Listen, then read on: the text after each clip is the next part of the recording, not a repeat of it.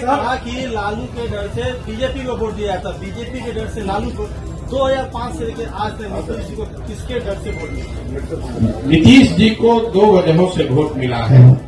पहली बात, जो नीतीश कुमार को वोट देता है उसका मेन वोट वही है जो लालू जी के खिलाफ वोट देता है। और दूसरा, 2005 से 2010-12 तक उनकी जो सरकार यहाँ चली उसमें कुछ काम होता, सुधार होता लोगों को दिखा, तो वो सुधारवादी लोग भी उनको वोट दिया उन लोगों ने। लेकिन 2014 के बाद से नीतीश जी के राज में सुशासन का वो चीज देखने को नहीं मिला। इसीलिए आप देख रहे हैं कि किसी 2010 में 206 सीट जीतने वाले नीतीश कुमार एनडीए 2020 में जब चुनाव हुआ तो उनको 125 सीट भी जीतने में मुश्किल आई। तो सिर्फ जाति के आधार पर वोट नहीं है। अगर सिर्फ जाति के आधार पर वोट होता तो जो एनडीए चुनाव लड़ी थी 2010 में वही एनडीए चुनाव लड़ी 2020 में, तो फिर उनका 206 से घट के 120 कैसे हो गया? यही बात तो हम आपको बता रहे हैं। लेकिन नीतीश कुमार की जो पूरी राजनीति है, जो उनका वोटर है, वो लालू विरोध पर, लालू जी के जंगल राज के विरोध पर ही खड़ी रही है।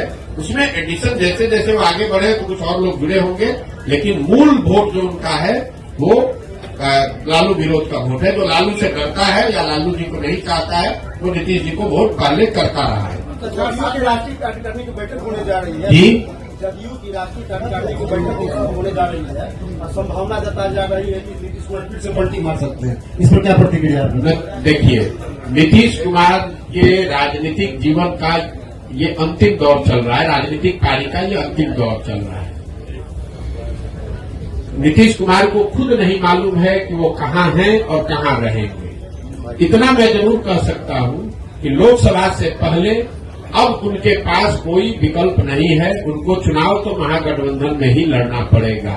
इसलिए नहीं कि वो पलटी मारना नहीं चाहते हैं, इसलिए कि अगर पलटी मारेंगे भी तो कोई लेने वाला भी तो होना चाहिए।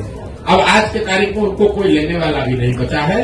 नीतीश कुमार राजनेता के तौर पर और जदयू दल के तौर पर अब बहुत बड़ा बोझ हो गया है। जो उसको उठाने का कोशिश करेगा वो भी उस बोझ के तहत नीचे दब के मर जाएगा। जहां तक आपने कहा राष्ट्रीय कार्यकारिणी की बात, तो नीतीश कुमार का अपना तरीका है। वो ताश के पत्तों के तरह नेताओं को अपने पार्टी में ऊपर नीचे करते रहते हैं। और यही वजह है कि 18 साल से मुख्यमंत्री रहने के बावजूद उन्होंने अपनी पार्टी में कभी कोई एस्टेब्लिश्ड ऑर्गेनाइजेशन या कोई सेकेंड लाइन लीडरशिप बनाया ही नहीं। किसी को लाते हैं, उससे काम निकाला। मान लीजिए 14 में हम पर उन्होंने दाव लगाया, हमको लेकर आए, घोषणा कर दिया कि यही हमारे उत्तराधिकारी हैं, यही आगे रहेंगे। 14 में चुनाव जीत गए, उसके बाद सोचते अच्छा प्रशांत किशोर कहीं बड़ा ना हो जाए तो इसको हटा के दूसरे को बढ़ाओ। इस चीज का मलाल है सर? बिल्कुल मलाल नहीं है। आप हमको नहीं जानते। हम जीवन में वो लोग नहीं है जो किसी निर्णय पर मलाल करें। हमारे माता पिता और हमारे गुरुओं ने सिखाया है कि जीवन में जो आप काम करते हैं उसके अगर उसमें आपको कुछ गलती हो जाए तो उससे दो रास्ते आपके पास है। एक, आप अपने निर्णय और अनुभव के आधार पर सीख सकते हैं, सीख कर आगे जीवन में गलती न करें ये कर सकते हैं, या उसका मलाल कर सकते हैं। हम मलाल करने वाले लोग नहीं हैं। एक बार नीतीश कुमार ने अगर धोखा किया, उसके बाद नीतीश कुमार चाहे 20 बार हमारे पास आ गए, कितनी बार बात कर ली, कितने संदेश भेजवा दिए, हमने कह दिया कि अब फिर सियार सर्कुल के नीचे नहीं जाएंगे।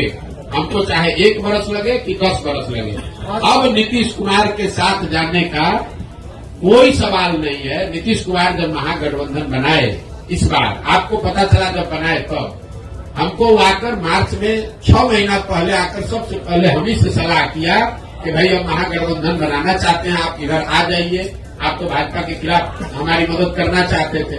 उस समय भी हमने कहा कि हम नहीं मिलेंगे, अब नहीं आ सकते हैं, आपको जो करना है वो कीजिए, हम अपनी नई व्यवस्था ही बनाना चाहते हैं।